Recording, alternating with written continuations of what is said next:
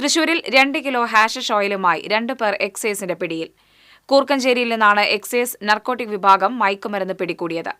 ചേർപ്പ് സ്വദേശി മാളിയേക്കൽ വീട്ടിൽ നിഷാദ്, മാടക്കത്ര സ്വദേശി ചിറമൽ വീട്ടിൽ റീഗൻ എന്നിവരാണ് പിടിയിലായത്.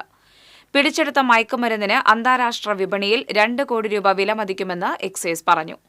State excise enforcement circle inspector G കൃഷ്ണകുമാറിന് ലഭിച്ച രഹസ്യവിവരത്തിന്റെ അടിസ്ഥാനത്തിൽ സ്പെഷ്യൽ സ്ക്വാഡ് കണിമംഗലം ഭാഗത്ത് നടത്തിയ പരിശോധനയിലാണ് പ്രതികൾ പിടിയിലായത്.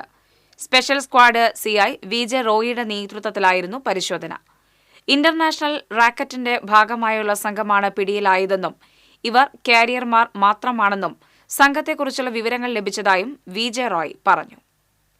ഇവർക്ക് ഈ സാമ്പത്തികമായി സഹായം ചെയ്തതിനെക്കുറിച്ചുള്ള അറിവ് നമുക്ക് കിട്ടിക്കഴിഞ്ഞു. ഉടൻ തന്നെ അവരുടെ അറസ്റ്റ് ഉടൻ തന്നെ ഉണ്ടാവും. ഇതിൻ്റെ അന്വേഷണം ബഹുമാനപ്പെട്ട അസിസ്റ്റന്റ് ജസ്റ്റിസ് കമ്മീഷണർ ജോബി സാറായിരിക്കും നിർവഹിക്കുന്നത്. മുഴുവൻ പ്രതികളെയും ഏറ്റവും അടുത്ത ദിവസം തന്നെ അറസ്റ്റ് ചെയ്ത് ഈ കേസിലെ പ്രതികളെ ഇന്ന് തന്നെ ബഹുമാനപ്പെട്ട കോടതി മുമ്പായി ഹാജരാക്കി റിമാൻഡ് ചെയ്യുന്നതാണ്. ചെയ്യുന്ന കുറച്ച് വ്യക്തികളുണ്ട്. അപ്പോൾ അവരെ ഫണ്ട് ചെയ്യും. ഇവർ ഒഡീഷയിൽ പോയി ട്രെയിൻ മാർഗം പോയി ഈ ഹാഷ് എടുത്തുകൊണ്ട് വരിക എന്നുള്ളതാണ്. ഇവർ ജസ്റ്റ് കാരിയേഴ്സ് മാത്രമാണ്. ഇപ്പം നമ്മൾ അന്വേഷിച്ചത് അങ്ങനെ ഇവർ കാരിയേഴ്സ് മാത്രമാണ്. പക്ഷേ ഇവരുടെ പിന്നിൽ ഒത്തിരി ആൾക്കാർ വേറെ ഉണ്ട്. അപ്പോൾ ഇവർ മറ്റുള്ളവരുടെ നിർദ്ദേശാനുസരണം ഇവർ ഒഡീഷയിൽ പോകുന്നു, സാധനം വാങ്ങിക്കുന്നു, ഈ പാർട്ടിക്ക് കൈമാറുന്നു. ഈ പാർട്ടിയാണ് അത് പല പാക്കറ്റുകളിലാക്കി ചെറിയ പാക്കറ്റുകളിലാക്കിയിട്ട് വിൽപ്പന നടത്തുന്നത്.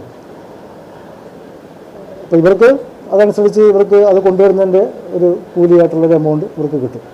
ഇതിൽ ഒന്നാമത്തെ പ്രതി റീഗൻ എന്നുള്ള ആളെ കുറിച്ച് അന്വേഷിച്ചപ്പോൾ ഇദ്ദേഹത്തിന് പാലക്കാട് നാഷണൽ ഹൈവേയിൽ വെച്ച് റോബറി നടത്തിയ കേസിൽ പ്രതികൾ ഒരാളാണ്.